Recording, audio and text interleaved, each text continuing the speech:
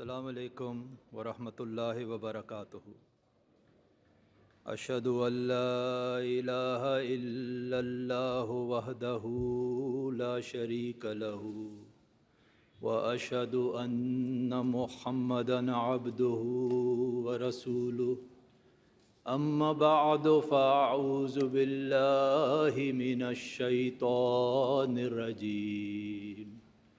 بسم اللہ الرحمن الرحیم۔ یہ ہماری اپنی کہانی ہے لیکن ہمیں یاد نہیں۔ جب ہم اس دنیا میں آئے تھے بچے تھے، عاجز تھے، بھوک لگتی تھی تو چل کر ماں کے پاس نہیں جا سکتے تھے، اس لیے روتے تھے اور پھر ماں لپک کر ہم تک پہنچ جاتی تھی۔ اس تجربہ کے پیچھے ایک حساس سائنس ہے۔ MRI اسکینز کی تحقیق سے پتہ چلتا ہے کہ بچے کے رونے کی آواز ماں کے کانوں کے پردوں کے ساتھ ہوتی ہوئی دماغ تک پہنچتی ہے، اور پھر ایک اتنا چھوٹا سا گلینڈ جس کا نام پوسٹیریئر پیچیوٹری ہے، وہاں سے ایک ہارمون نکلتا ہے آکسیٹوسن، جو خون کے دوران کے ساتھ ماں کی چھاتیوں میں دودھ اتر آتا ہے۔ یہ عمل چند سیکنڈز میں مکمل ہو جاتا ہے اور یہ ماں کے اختیار میں بھی نہیں۔ ماں اور بچے کا یہ تعلق ایک تمثیل ہے۔ اللہ تعالیٰ تو لم یلد ولم یولد ہے، لیکن اس تمثیل میں شاید آج ہمیں ہستی باری تعالیٰ کا زندہ ثبوت مل جائے۔ عموماً جب ہستی باری تعالیٰ کے دلائل کی بات ہوتی ہے تو ایسا محسوس ہوتا ہے جیسے کسی دہریے کو بحث میں ہرانا ہمارا مقصد ہے، لیکن اگر حضور انور اید اللہ تعالیٰ بنصر العزیز کے پچھلے 2 سال کی ورچوئل ملاقاتوں کو سنیں تو حضور اقدس بار بار فرما رہے ہیں کہ ہمیں پہلے اپنے بچوں کو سنبھالنا ہے تاکہ وہ ان دہریوں کے چنگل میں نہ آ جائیں۔ اس ارشاد کے تحت آج کی گفتگو اپنے بچوں اور اپنے بڑوں سے ہے، اور یہ گفتگو ہمیں قرآن شریف کی روشنی میں کرنا ہے۔ کوئی کہہ سکتا ہے کہ ہمارے دہریے دوست قرآن کی بات کو کیوں مانیں گے؟ ٹھیک ہے، لیکن ہم قرآن کو اس لیے پیش کرتے ہیں کہ یہ سائنسی تقاضوں پہ پورا اترتا ہے۔ یہ خدا کی طرح چھپی ہوئی چیز نہیں، اس کا مشاہدہ کیا جا سکتا ہے، اس کے دلائل کو تجربے سے گزارا جا سکتا ہے۔ 7ویں صدی کا قرآن آج بھی آپ استنبول کے ٹاپ کیپی محل میں جا کے ہاتھ میں تھاما جا سکتا ہے، اور کوئی دہریہ بھی یہ نہیں کہے گا کہ ہم نے پچھلے 500-600 سال کی سائنسی دریافتوں کو قرآن میں بعد میں داخل کر دیا ہے۔ دیکھیں، اسلام احمدیت کو سائنس سے یا سوالوں سے ڈر نہیں لگتا۔ ہم نے تو سائنس میں بہت ترقی کرنی ہے۔ خلیفۃ المسیح نے تو نوبل انعام کو کم از کم ہدف کے طور پہ مقرر فرمایا ہے، لیکن ہمیں پوری سائنس چاہیے، یہ آدھی سی متکبرانہ سائنس نہیں۔ اس لیے جیسے جیسے ہمارے بچے اسکولوں میں اپنی کلاسوں میں آگے جائیں، ہمارا فرض ہے، والدین کا فرض ہے کہ ہم انہیں یہ بتائیں کہ بہت سے سائنسی حقائق قرآن شریف 1400 سال پہلے بیان فرما چکا ہے۔ حضرت مسلم موعود رضی اللہ عنہ کے الفاظ میں ہم اپنے بچوں کو یہ بتائیں کہ قرآن خدا کا قول ہے اور سائنس خدا کا فعل۔ آپ میں سے کوئی پرائمری اسکول کے بچے ہوں گے، ہو سکتا ہے آپ پڑھ رہے ہوں کہ تقریباً 500 سال پہلے گیلیلیو، کپرنیکس، کیپلر جیسے سائنسدانوں نے یہ دریافت کیا تھا کہ زمین اور سورج ساکت نہیں بلکہ اپنے مدار میں گردش کر رہے ہیں۔ لیکن کیا ہمارے بچوں کو یہ بھی پتہ ہے کہ یہ حقیقت قرآن شریف نے 1400 سال پہلے بیان فرما دی؟ اللہ تعالیٰ سورہ انبیاء میں فرماتا ہے وہی ہے جس نے رات اور دن اور سورج اور چاند کو پیدا کیا، یہ سب اپنے اپنے مدار میں رواں دواں ہیں۔ سیکنڈری اسکول کے بچے بایولوجی یا فزکس میں پڑھ رہے ہوں گے کہ قدرت میں ہر چیز کا جوڑا یا پیئرز موجود ہیں، جیسے پھولوں کے نر حصہ کو سٹیمنز کہتے ہیں اور مادہ حصہ کو پسٹلز۔ لیکن کیا ہم نے اپنے بچوں کو یہ بتایا ہے کہ سینکڑوں سال پہلے اللہ تعالیٰ نے سورہ یاسین میں فرمایا پاک ہے وہ ذات جس نے ہر قسم کے جوڑے پیدا کیے، اس میں سے بھی جس کو زمین اگاتی ہے اور خود ان کی جانوں میں سے بھی اور ان چیزوں میں سے بھی جن کو وہ نہیں جانتے۔ یہ آخری حصہ قابل غور ہے، ان چیزوں میں سے بھی جن کو وہ نہیں جانتے۔ جب یہ آیت نازل ہوئی تھی تو ہم نہیں جانتے تھے، دنیا نہیں جانتی تھی کہ میٹر یعنی مادہ کا جوڑا اینٹی میٹر ہے۔ پال ڈیراک نے 1933 میں اسے دریافت کر کے نوبل انعام حاصل کیا۔ دنیا نہیں جانتی تھی کہ ایک ایٹم کے اندر پروٹونز اور نیوٹرونز ہیں۔ رادرفورڈ اور شیڈوک نے 1919 اور 1932 میں انہیں دریافت کیا۔ دنیا نہیں جانتی تھی کہ ان پروٹونز اور نیوٹرونز کے اندر سب اٹامک پارٹیکلز ہیں جنہیں کوارکس کہتے ہیں۔ زیلمن اور سویگ نے 1964 میں کوارکس کو دریافت کیا۔ آپ سوچ سکتے ہیں کہ ایک ریت کے ذرے میں 45 کروڑ کوارکس کے جوڑے ہیں۔ دنیا نہیں جانتی تھی، مگر ان آیات کریمہ سے پتہ چلتا ہے کہ ہمارا خدا جانتا تھا۔ ایک طرف رادرفورڈ، ڈیراک، گیلیلیو، کپرنیکس، گیلمن، شیڈوک، ان جیسے لاکھوں پاؤنڈز کی لیبارٹریز میں کام کرنے والے نوبل انعام جیتنے والے سائنسدان، اور دوسری طرف عرب کے صحراؤں میں ایک امی رسول صلی اللہ علیہ وسلم جو لکھنا پڑھنا نہیں جانتا۔ اگر اس کائنات کا کوئی خالق نہیں، کوئی خدا نہیں، تو کس نے یہ سائنسی راز رسول اللہ صلی اللہ علیہ وسلم پہ کھول دی؟ اور اگر یہ محض اتفاق ہے تو ہمیں دوسری مذہبی کتابوں میں اس کثرت سے ایسے اتفاق کیوں نہیں ملتے؟ کالج جانے والے وہ بچے جو سمندروں کی سائنس پڑھ رہے ہیں، جسے ہم اوشناگرافی کہتے ہیں، وہ جانتے ہیں کہ سمندر کو 3 حصوں میں تقسیم کیا ہے سائنسدانوں نے۔ پہلی زون کو یوفوٹک زون کہتے ہیں جو پہلے 200 میٹر تک ہے، جہاں تک روشنی سرایت کرتی ہے۔ اگلی زون کو ڈسفوٹک زون کہتے ہیں جو 200 سے 1000 میٹر تک ہے، جہاں تھوڑی تھوڑی روشنی ہے۔ لیکن تیسری زون ایفوٹک زون میں مکمل اندھیرا ہے۔ اللہ تعالیٰ سورہ نور میں فرماتا ہے یا ان کے اعمال اندھیروں کی طرح ہیں جو گہرے سمندر میں ہوں، جس کو موج کے اوپر ایک اور موج نے ڈھانپ رکھا ہو۔ جب 2012 میں جیمز کیمرن بحر الکاہل کی تہہ تک گیا تو اس کا خیال تھا کہ وہ عجیب و غریب مچھلیاں دیکھے گا۔ اس نے کیا دیکھا؟ گھپ اندھیرا۔ ماہر تیراک بھی یہ بتاتے ہیں کہ سمندر کی گہرائیوں میں اتنا اندھیرا ہے کہ انسان کو اپنا ہاتھ نظر نہیں آتا۔ اللہ تعالیٰ سورہ نور ہی میں فرماتا ہے جب وہ اپنا ہاتھ نکالتا ہے تو اسے دیکھ نہیں سکتا۔ حضرت صلی اللہ علیہ وسلم نے سمندروں کا سفر نہیں کیا۔ اگر قرآن کریم خدا کا کلام نہیں تو اس امی رسول کو سمندروں کی تہوں میں چھپے اندھیرے کس نے دکھائے؟ اور کچھ چیزیں ایسی ہیں جن کے بارے میں سائنس کہتی ہے کہ ہم انہیں نہیں دیکھ سکتے، لیکن قرآن کہتا ہے تم انہیں دیکھو گے۔ اللہ تعالیٰ سورہ انبیاء میں فرماتا ہے اَوَلَمْ يَرَ الَّذِينَ كَفَرُوا أَنَّ السَّمَاوَاتِ وَالْأَرْضَ كَانَتَا رَتْقًا فَفَتَقْنَاهُمَا۔ کیا انہوں نے نہیں دیکھا جنہوں نے کفر کیا کہ آسمان اور زمین دونوں بند تھے، بس ہم نے انہیں کھول دیا۔ یہ آیت بگ بینگ اور بلیک ہولز کی پیشگوئی کرتی ہے، لیکن مزید غور کریں تو ایک لطیف نقطہ سمجھ میں آتا ہے۔ اللہ تعالیٰ فرما رہا ہے اَوَلَمْ يَرَ، کیا انہوں نے نہیں دیکھا؟ صرف 10 سال پہلے تک سائنسدانوں کا خیال تھا کہ بلیک ہولز کو نہیں دیکھا جا سکتا کیونکہ اس میں سے روشنی بھی باہر نہیں نکلتی۔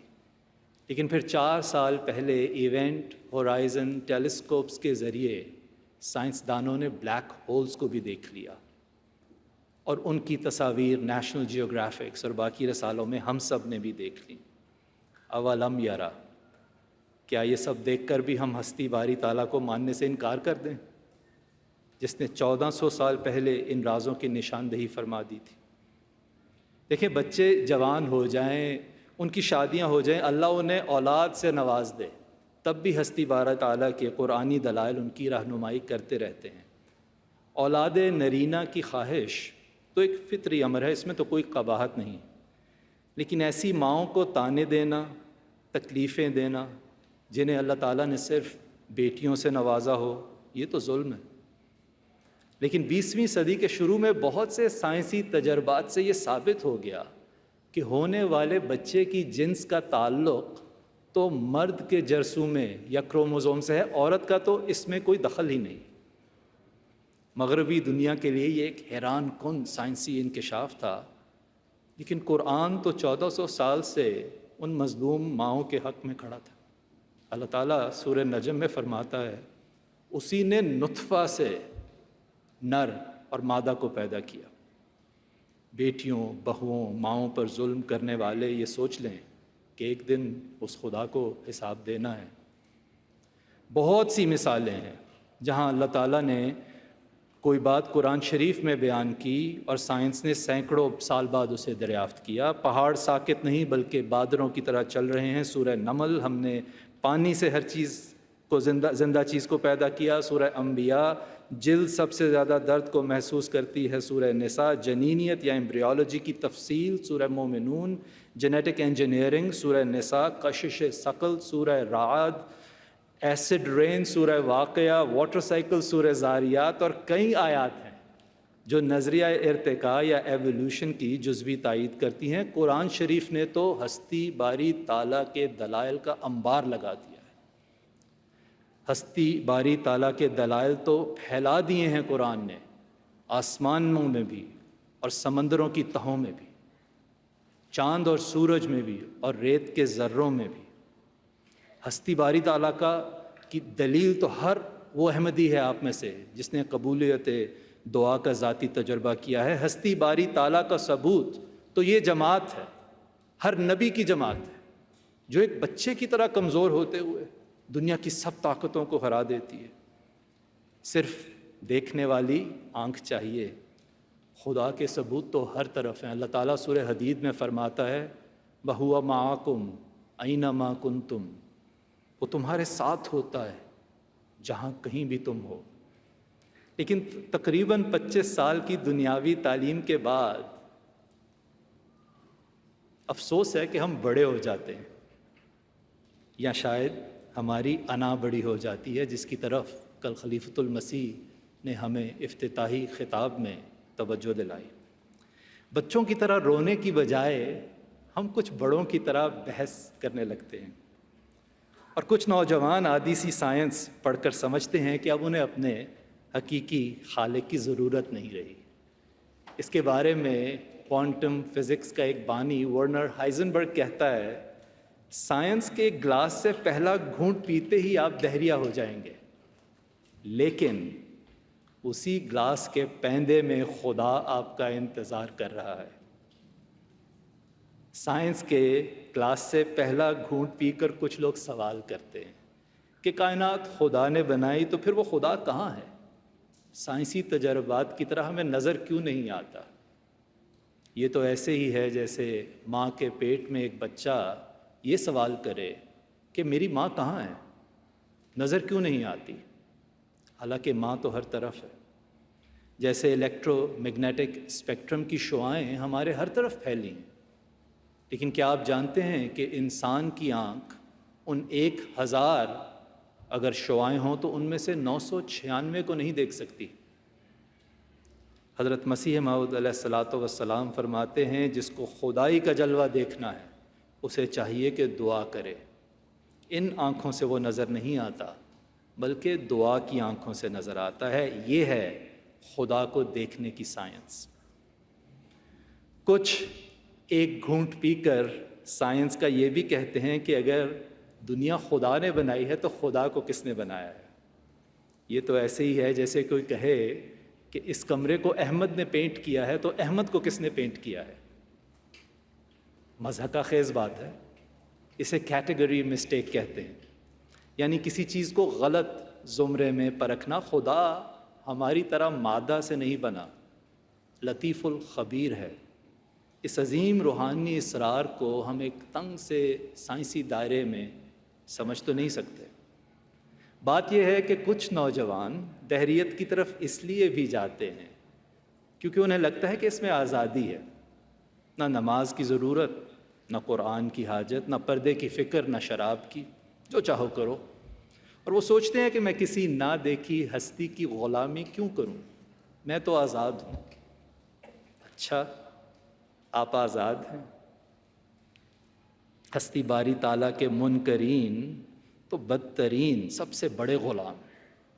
اگر سوچیں تو فیس بک لائکس کے غلام، یوٹیوب ویوز کے غلام، ری ٹویٹس کے غلام، مال کی ہوس کے غلام، باس کی خوشامد کے غلام، اپنے ہی نفس کے غلام، فلمی اداکاروں کے، فن پاروں کے، گلوکاروں کے غلام۔ جیسے حضرت خلیفۃ المسیح الرابع رحمہ اللہ نے 27 برس پہلے جلسہ سالانہ برطانیہ ہی میں فرمایا تھا، وہ انسان جس نے کسی نہ کسی کو ضرور پوجنا ہے، جب وہ خدا کو نہیں پوجتا تو اس کے محبوب ذلیل سے ذلیل تر ہو جاتے ہیں۔ خدا پر حق الیقین رکھنے والے ان مصنوعی خداؤں سے تو آزاد رہتے ہیں۔ دنیاوی سائنسی دلائل سے ہم خدا کو سمجھ تو سکتے ہیں، لیکن گلاس کے پیندے تک پہنچنے کے لیے، خدا کا مشاہدہ کرنے کے لیے، خدا ہے، اس مقام تک پہنچنے کے لیے ہمیں دعا کی سائنس کی ضرورت ہے۔ جی آپ نے ٹھیک سنا، دعا کی سائنس۔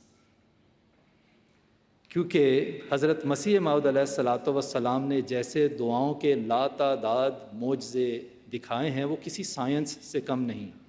دیکھیں، سائنس نام ہے مشاہدے کا، تجربے کا اور نتیجے کا، اور صحابہ احمدیت نے حضرت مسیح موعود علیہ الصلاۃ والسلام کی قبولیت دعا کے بے شمار مشاہدے اور تجربے کیے۔ ایک دفعہ حیدرآباد دکن سے ایک لڑکا عبد الکریم قادیان پڑھنے کے لیے آیا۔ جب اسے پاگل کتے نے کاٹ لیا تو عبد الکریم کو ریبیز ہو گئی۔ قادیان سے 300 کلومیٹر دور کسولی میں ایک بڑا مشہور ریبیز کا ہسپتال تھا جس کا نام تھا پیسچر سینٹر، وہاں اس کو بھجوایا گیا علاج کے لیے۔ واپس آنے پر عبد الکریم میں ریبیز کی علامات ظاہر ہو گئیں۔ دوبارہ پیسچر سینٹر میں تار بھیجی گئی اور وہاں سے جواب آیا، sorry nothing can be done for Abdul Karim. ہمیں افسوس ہے کہ اب عبد الکریم کے لیے کچھ نہیں کیا جا سکتا، دنیاوی سائنس نے جواب دے دیا۔ لیکن حضرت مسیح موعود علیہ الصلاۃ والسلام فرماتے ہیں، تب میرا دل اس کے لیے سخت درد اور بے قراری میں مبتلا ہوا۔ آپ علیہ السلام کی درد مندانہ دعاؤں سے عبد الکریم کو نہ صرف اللہ تعالیٰ نے معجزانہ رنگ میں شفا بخشی، بلکہ موت کے منہ پر کھڑا عبد الکریم 28 سال تک اور زندہ رہا۔ خاکسار کو اللہ تعالیٰ نے 25,000 سے زیادہ پیچیدہ انفیکشس ڈیزیز کے مریضوں کا علاج کرنے کی توفیق عطا فرمائی ہے۔ میں یہ مکمل اعتماد سے آپ کو کہہ سکتا ہوں کہ آج 125 سال کے بعد بھی اگر کسی شخص کو، ان ویکسینیٹڈ انسان کو، ریبیز کے مرض کی علامات ظاہر ہو جائیں تو آج بھی موت 100% یقینی ہے۔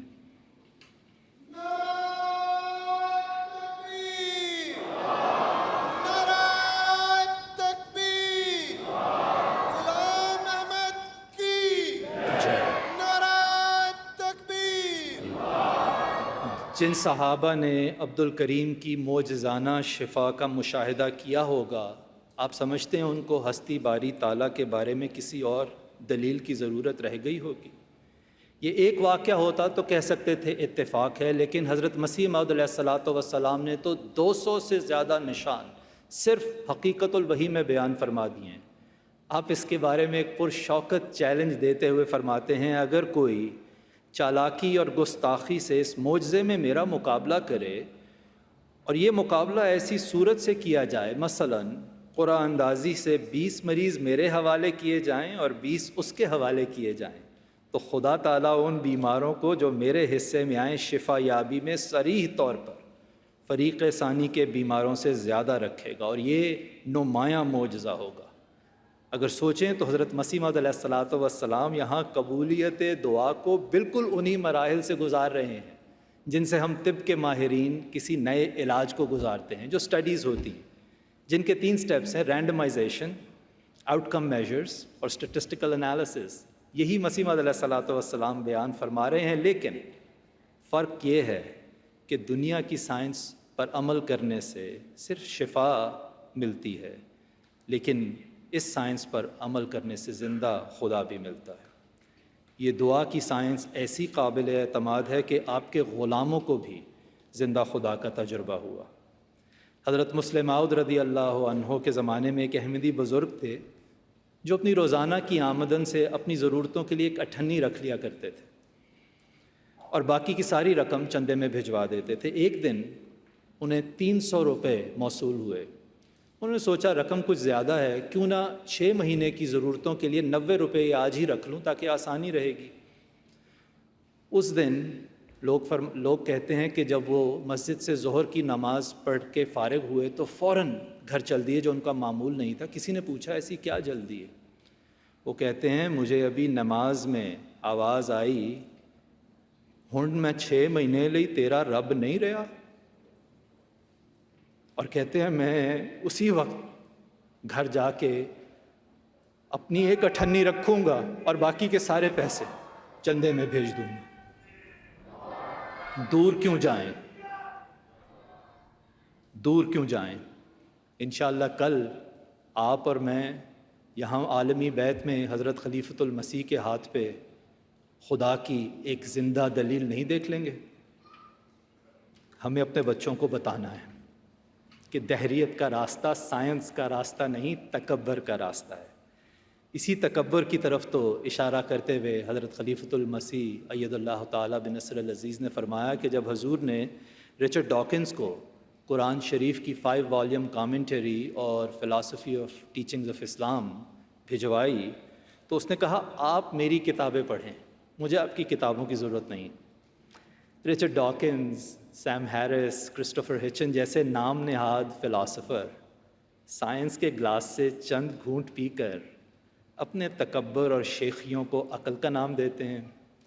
ان کے لیے تو حضرت مسیح موعود علیہ الصلاۃ والسلام نے فرمایا تھا آواز آ رہی ہے یہ فونوگراف سے، ڈھونڈو خدا کو دل سے نہ لاف و گزاف سے۔ سائنس کے گلاس کے پیندے تک کا سفر ایک لمبا سفر ہے۔ تحقیق سے پتہ چلتا ہے کہ ایک بڑی سائنسی پیش رفت کے لیے آج کل ایک اچھے سائنسدان کو 20-25 سال صرف کرنے پڑتے ہیں۔ اسی طرح ہم اور ہمارے بچے بھی 20-25 سال کالجوں، اسکولوں، یونیورسٹیز میں جان مارتے ہیں۔ آج دعا کی سائنس کی اعلیٰ ترین یونیورسٹی خلافت ہے۔ سوال یہ ہے کہ کیا ہم نے 20 سے 25 سال اتنی ہی محنت اور سچائی سے اس یونیورسٹی کی خدمت بھی کی ہے؟ اس یونیورسٹی سے استفادہ کیا ہے؟ کیا ہماری یہ توقع جائز ہے کہ ایک ڈگری پانے کے لیے تو ہم اور ہمارے بچے 25 سال محنت کریں، لیکن زندہ خدا کو پانے کے لیے ہم 25 دن بھی رو رو کر دعائیں نہ کریں؟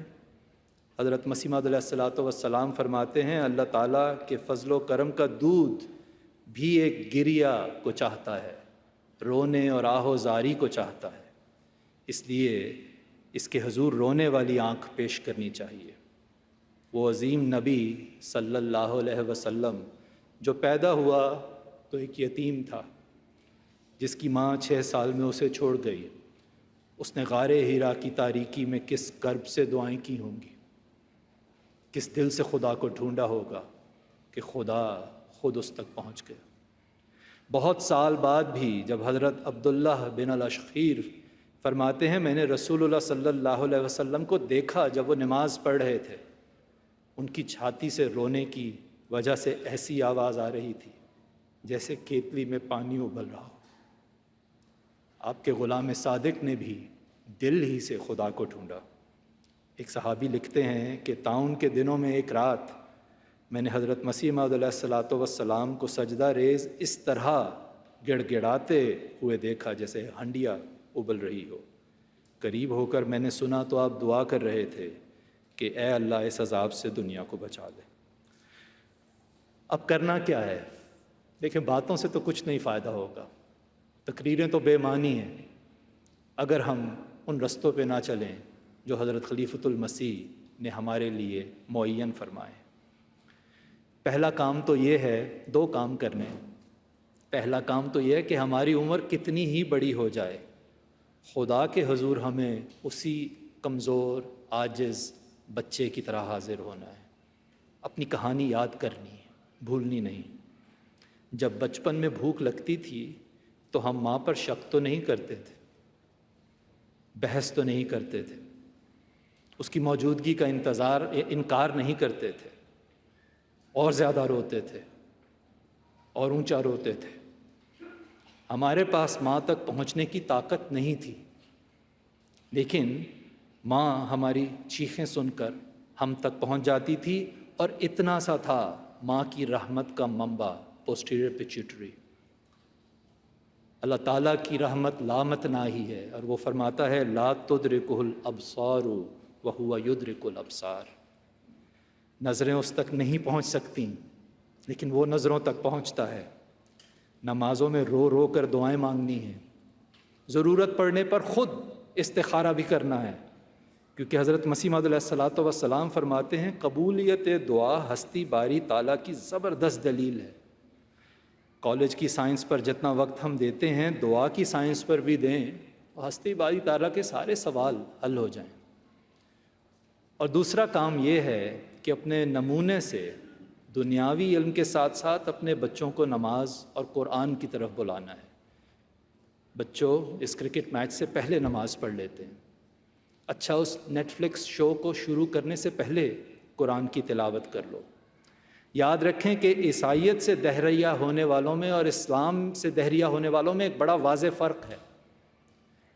عیسائی جب بائبل کو غور سے پڑھتے ہیں تو دہریت کی طرف چلے جاتے ہیں، مسلمان جب قرآن کو غور سے نہیں پڑھتے تو دہریت کی طرف چلے جاتے ہیں۔ حضرت مسیح موعود علیہ الصلوۃ والسلام فرماتے ہیں سائنس 1000 ترقی کر لے، قرآن پر غالب نہیں آ سکتی۔ اگر ایک محنتی سائنسدان کی طرح کئی سال تک ہمیں ان بنیادی باتوں پر عمل کرنے کی توفیق عطا ہو جائے، یہ باتیں جن کی طرف حضور انور ہمیں کب سے بلا رہے ہیں، تو اللہ کے فضل سے شاید وہ مقام عطا ہو جائے جس کے بارے میں حضرت مسلم موعود رضی اللہ عنہ نے فرمایا تھا کہ ہم خدا کے ہو جائیں اور خدا ہمارا ہو جائے، ہم خدا کو دیکھیں اور دنیا ہم میں خدا کو دیکھے، تب انشاءاللہ کسی دہریے سے بحث کرنے کی ضرورت ہی نہیں رہے گی، کیونکہ احمدیت کا مقصد دماغوں کو ہرانا نہیں، دلوں کو جیتنا ہے۔ یہ راستہ لمبا ہے، یہ راہ تنگ ہے، پہ یہی ایک راہ ہے، ہم نے مایوس نہیں ہونا۔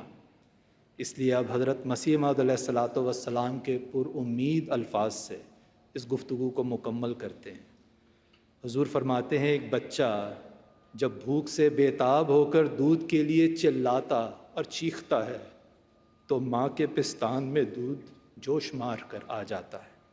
بچہ دعا کا نام بھی نہیں جانتا، لیکن اس کی چیخیں دودھ کو کیوں کر کھینچ لاتی ہیں؟ کیا ہماری چیخیں جب اللہ تعالیٰ کے حضور ہوں تو وہ کچھ بھی کھینچ کر نہیں لا سکتی؟ آتا ہے اور سب کچھ آتا ہے، مگر آنکھوں کے اندھے جو فاضل اور فلاسفر بنے بیٹھے ہیں وہ دیکھ نہیں سکتے۔ ڈھونڈو خدا کو دل سے، نہ لاف و گزاف سے۔ وآخر الدعوانا الحمدللہ رب